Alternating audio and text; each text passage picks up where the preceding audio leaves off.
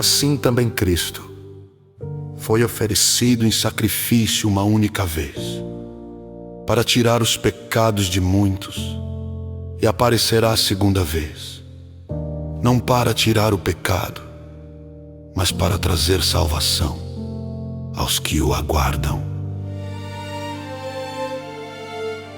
Ora, a primeira aliança tinha regras para a adoração e também um tabernáculo terreno.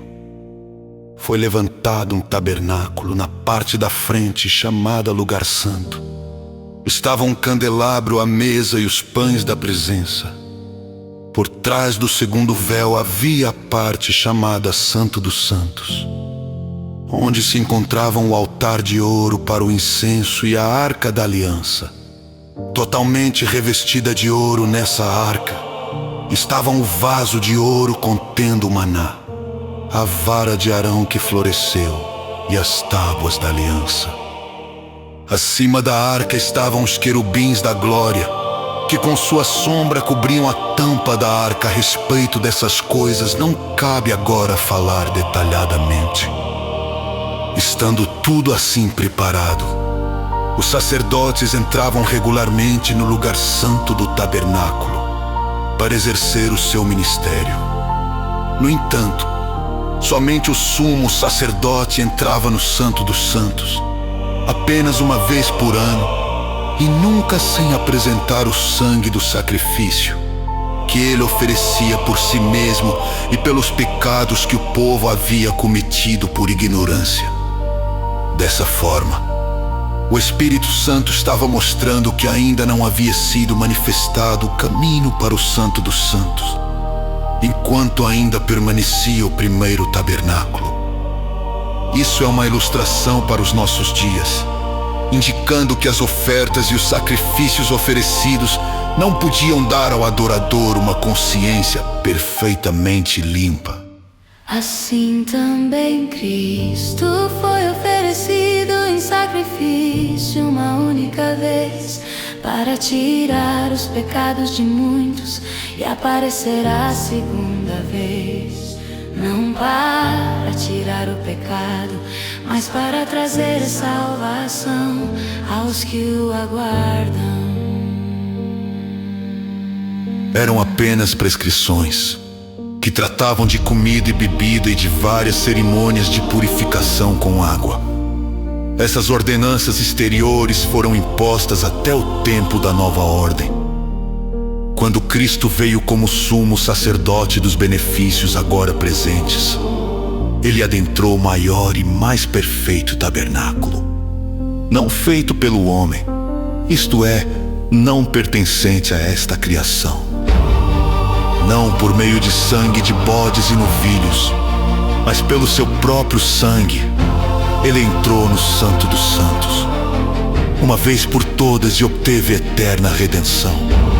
Ora, se o sangue de bodes e touros e as cinzas de uma novilha espalhadas sobre os que estão cerimonialmente impuros os santificam de forma que se tornam exteriormente puros, quanto mais então o sangue de Cristo, que pelo Espírito Eterno se ofereceu de forma imaculada a Deus, purificará a nossa consciência de atos que levam à morte, de modo que sirvamos ao Deus vivo.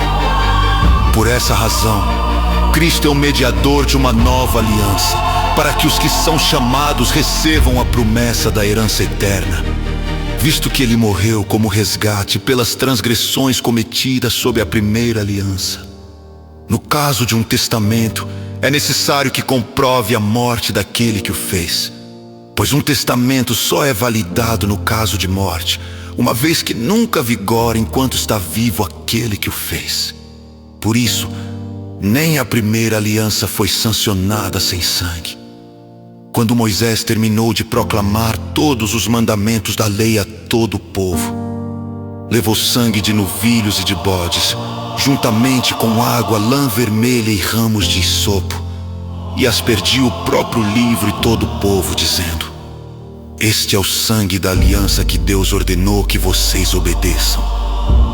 Da mesma forma, aspergiu com sangue o tabernáculo e todos os utensílios das suas cerimônias.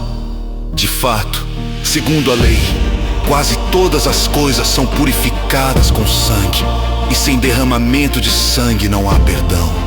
Portanto, era necessário que as cópias das coisas que estão nos céus fossem purificadas com esses sacrifícios, mas as próprias coisas celestiais com sacrifícios superiores.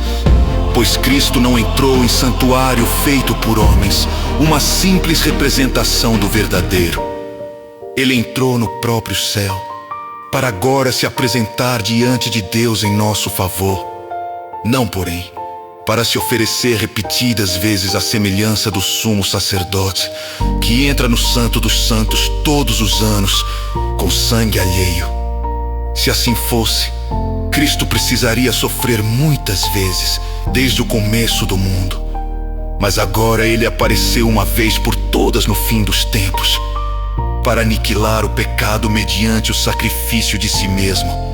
Da mesma forma, como o homem está destinado a morrer uma só vez, e depois disso, enfrentar o juízo. Assim também Cristo foi oferecido em